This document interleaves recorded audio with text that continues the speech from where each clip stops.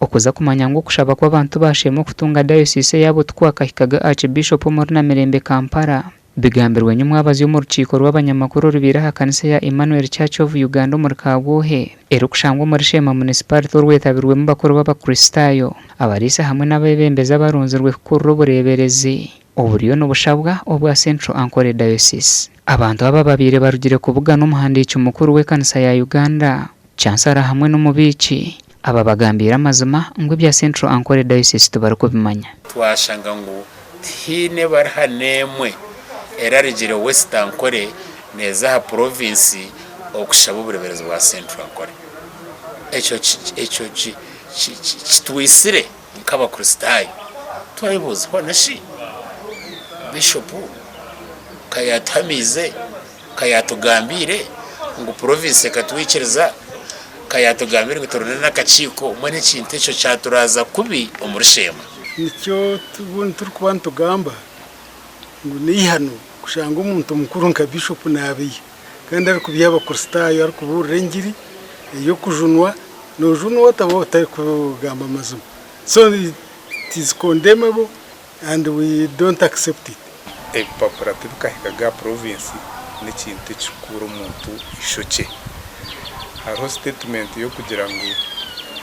the bubble has burst and the emperor is naked so ikinchoreka ngo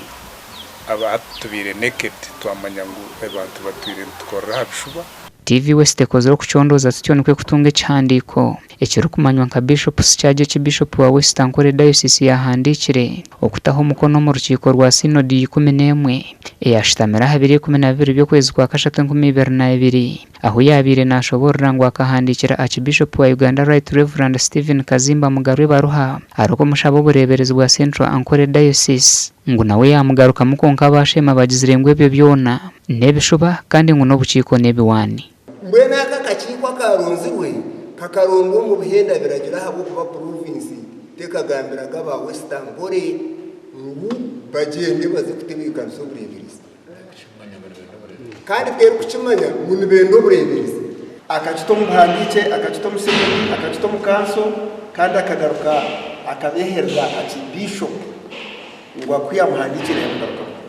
abantu bagira ngo cyo kubashasha no kugira ngo bakagendera habishuba bashisha sente zabo bayombeke byombe ku by'obureeberezi hato babarebye hasha ya muhero zangwa babone uraba batina tinsa gutwakujuru ukutwakwimana pension wana shimwe nkanye umugurisi wa simya kanshaje na munana y'ukuru kuba ku pension nari bagiye ko hone byandimye gikoranye cyiko tinakiko konke kanisa ya Kristo yeri y'umuteka niwo nyimpuza nashimira umukurikira umundebeka yabo kuba bimagambo tarho wabirara basize guteka ngo Bishop nabasa kubiha